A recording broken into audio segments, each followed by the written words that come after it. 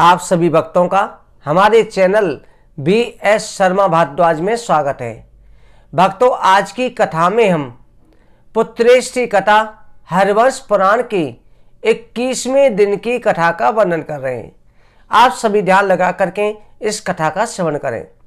बोलो वृंदावन बिहारी लाल की जय। गजाननं भूतगणाधिसेवितं कपेथ्यम्बुफलचार्वक्यणं उमासुतं शोकविनाशिकारिकं नमामि विघ्नेश्वर पारिपङ्कजं। गुरुर्ब्रह्मा गुरुर्विष्णुः गुरुर्देवो महेश्वरः गुरुर्साक्षात् परं ब्रह्म तस्मै श्री गुरुवे नमः।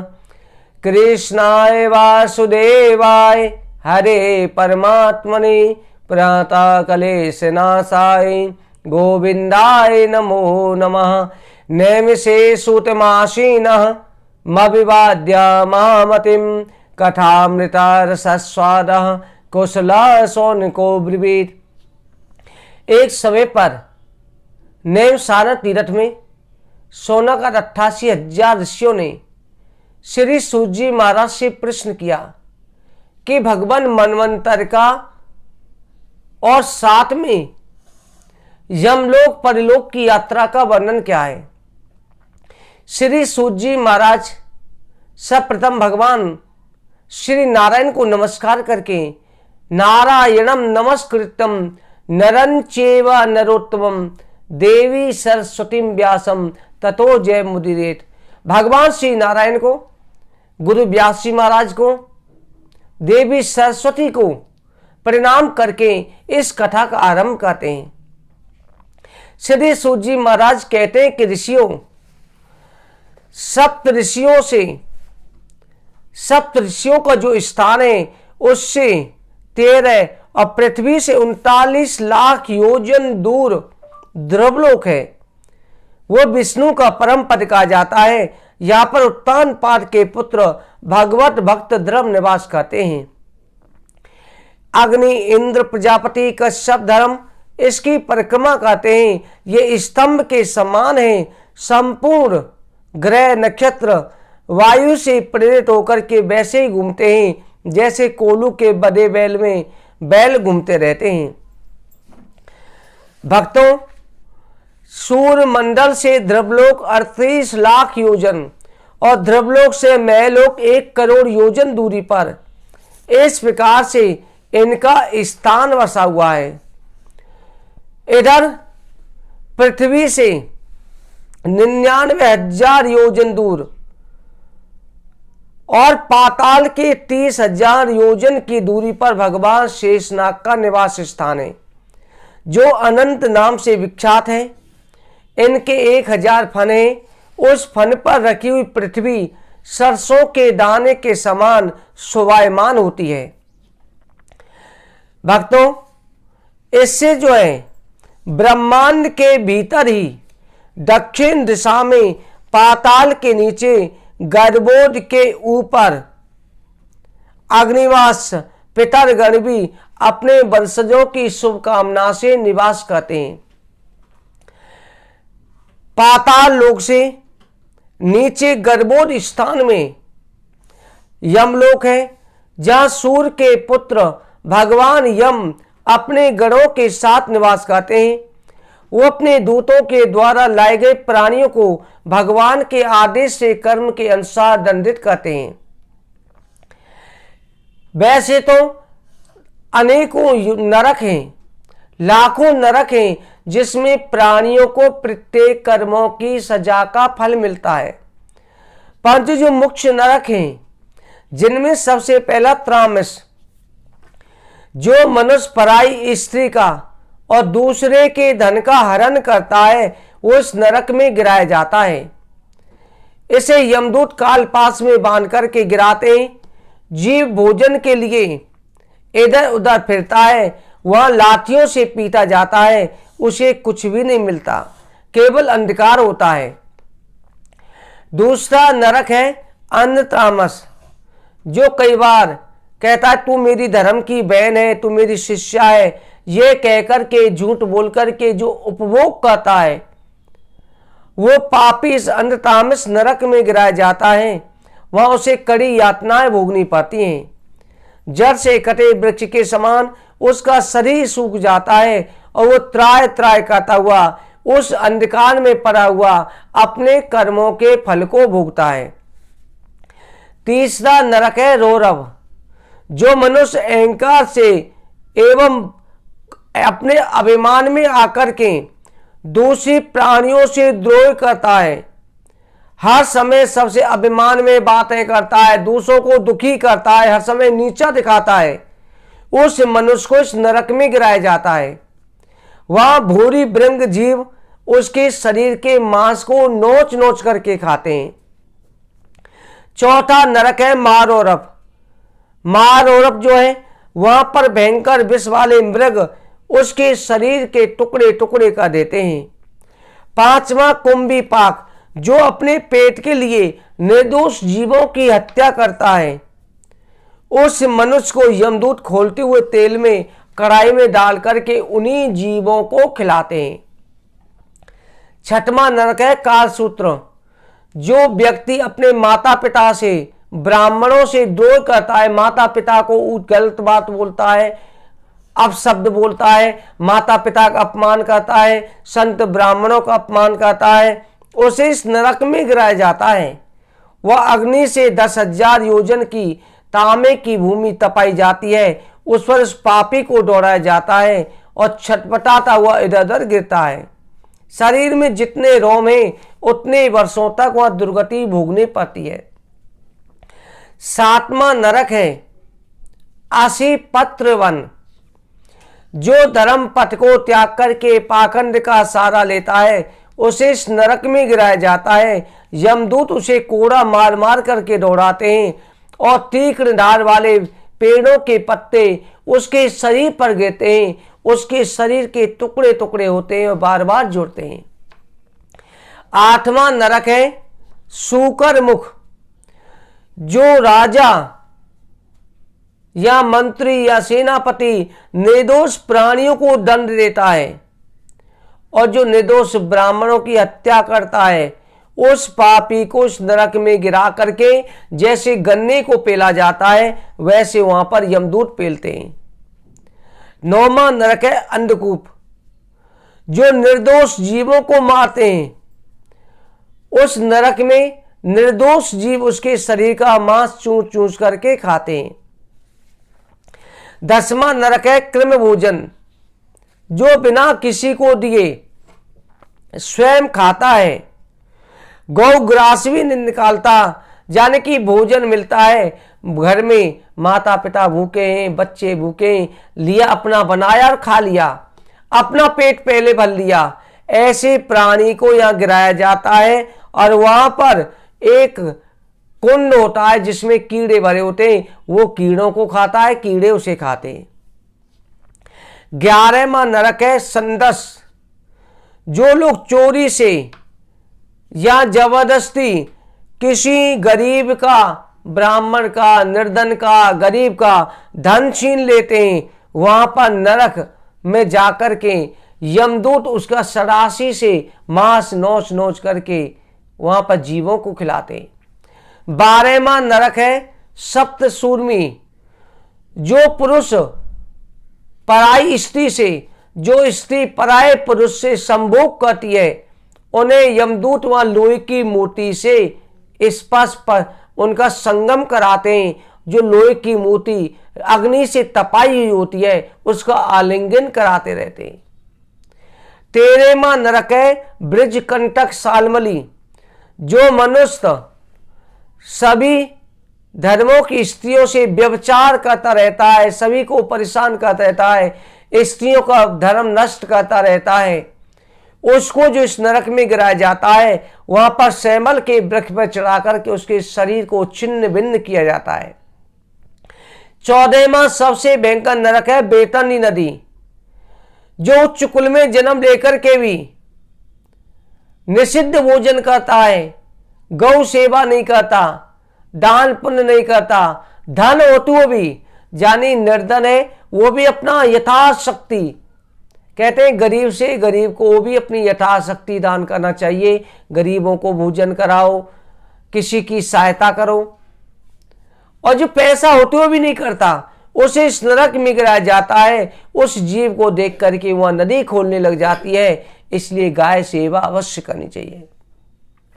तभी तो कहते हैं ना, बेतनी से कौन पार हो सकता है। वित्रम दानम तृणम त्रियत इति बेतनी दानम वित्रम तोयम तृण रत्रियोते यथा बेतनी तथा प्रोक्ता गोदान विशेषतः। इसलिए गौ सेवा करना, गौ दान करना इस बेतनी नदी से पार हो जाता है। 15वां नरक है पुयोद, जो पुरुष सोचाचार से यानी कि अच्छे कुल में जन्म लेकर के भी अपने धर्म को छोड़ देता है, तिलांजलि देता है, हमेशा व्यभिचार में लगा रहता है, उसे इस नरक में गिराया जाता है। 16वां प्राणरोध, जो उच्च वर्ग का होकर के भी जीवों का शिकार करता है, उसे इस नरक में गिराया जाता है। वह उसे बाणों से बीधा जाता है। 17वां नरक है विषण, जो पाखंड में भरे यज्ञों में पशुओं की बलि रहते हैं, जो बलि देते हैं, उनको इस नरक में गिराया जाता है। वह उसके शरीर के टुकड़े टुकड़े किए जाते हैं।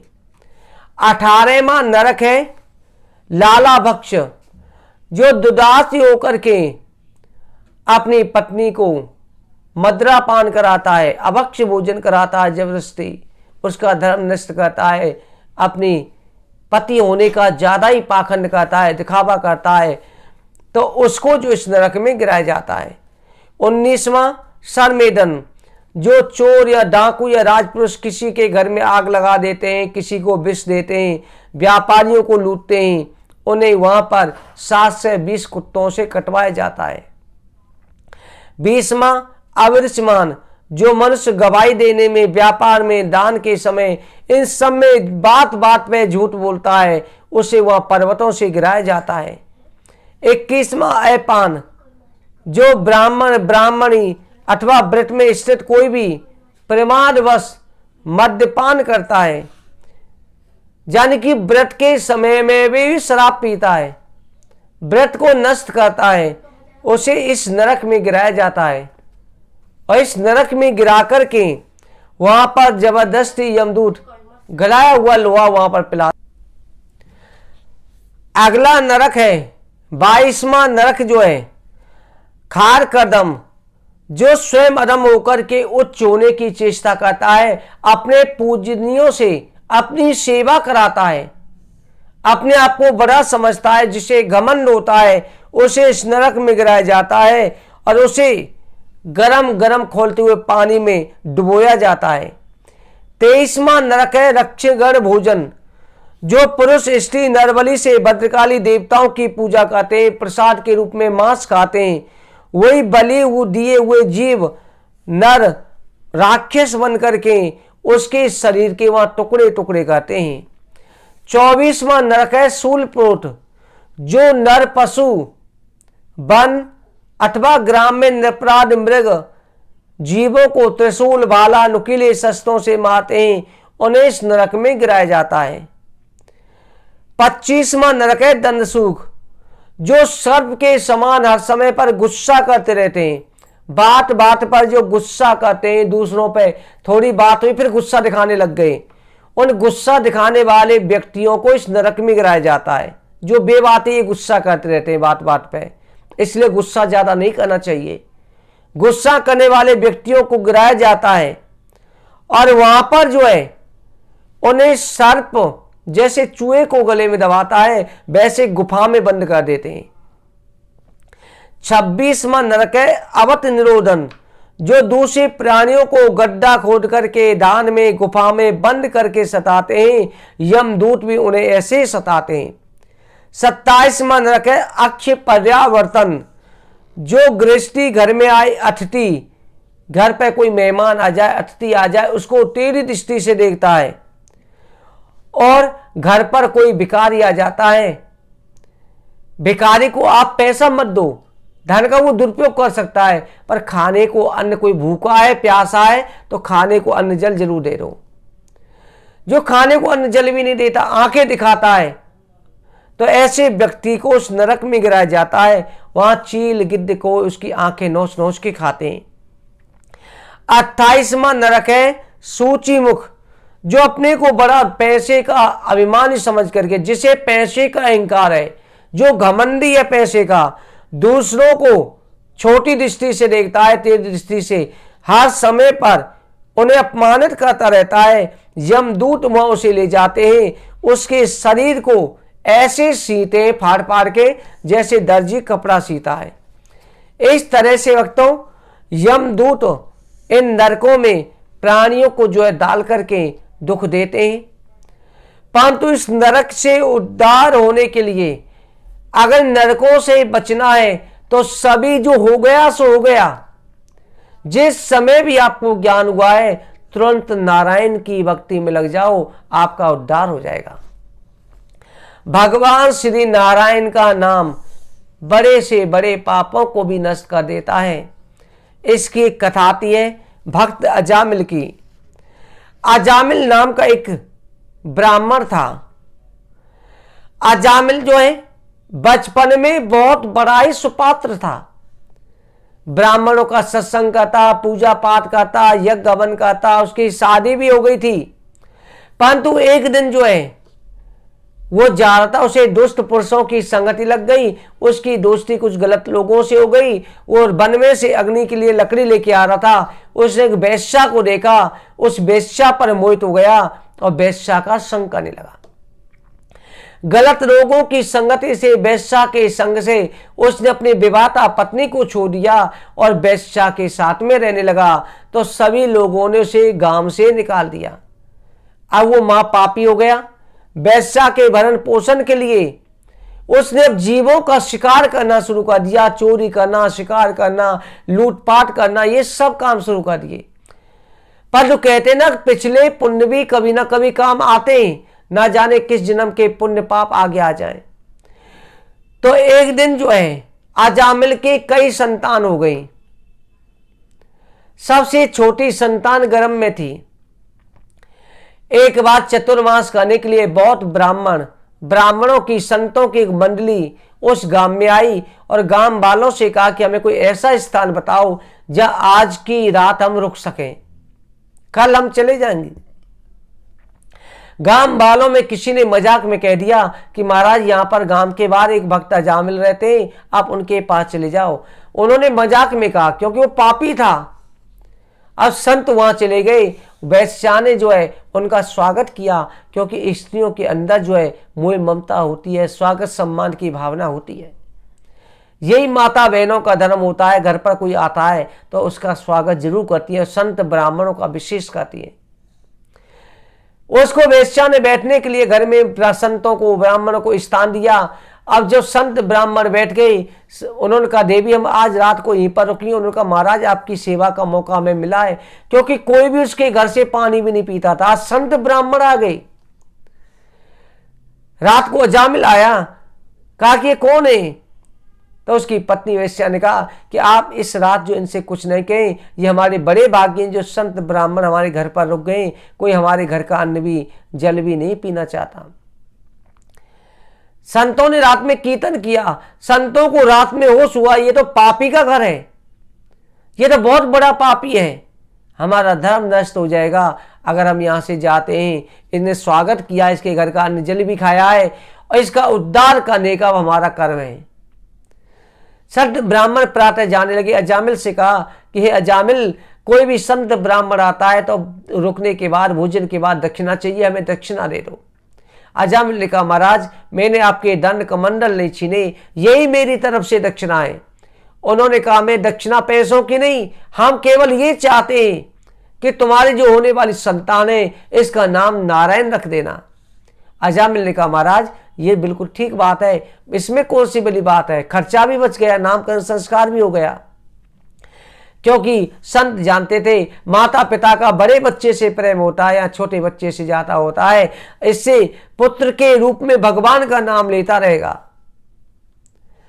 संत ब्राह्मण चले गए।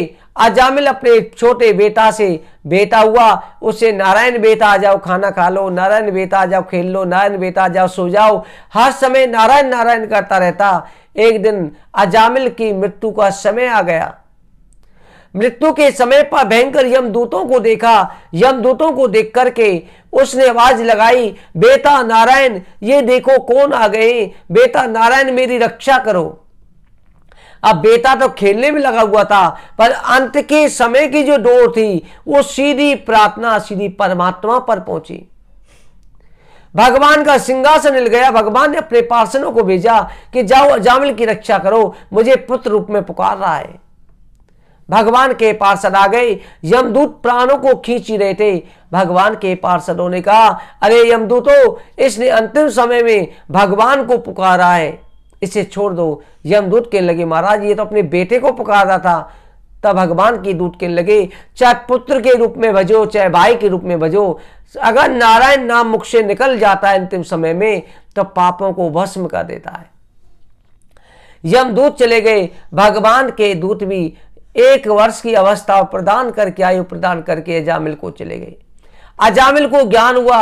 अजामिल ने प्रातः काल होते ही तुरंत अपना घर बार छोड़ा और हरिद्वार चला गया और वहां जाकर के उसने फिर भगवान का ध्यान करने लगा। दिन और रात नारायण का जाप करने लगा और नारायण का जाप करते हुए सीधे बैकुंठ लोक चला गया। एक पापी अजामिल नारायण नाम के उच्चारण मात्र से बैकुंठ चला गया।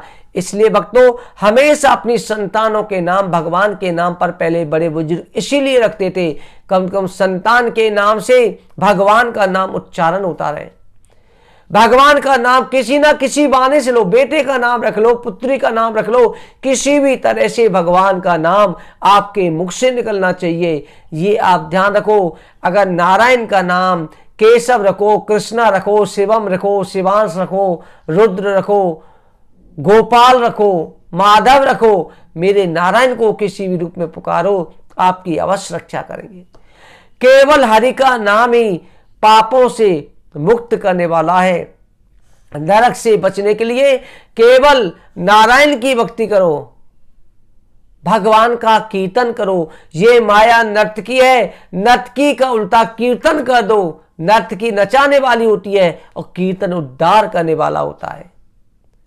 भक्तों, आज की कथा का यही परम विश्राम कहते हैं। आगे कथा का कल के अध्याय में वर्णन करेंगे। जय जय श्री राधे, जय जय श्री राधे, जय जय श्री राधे श्याम। वृंदावन बिहारी लाल की जय।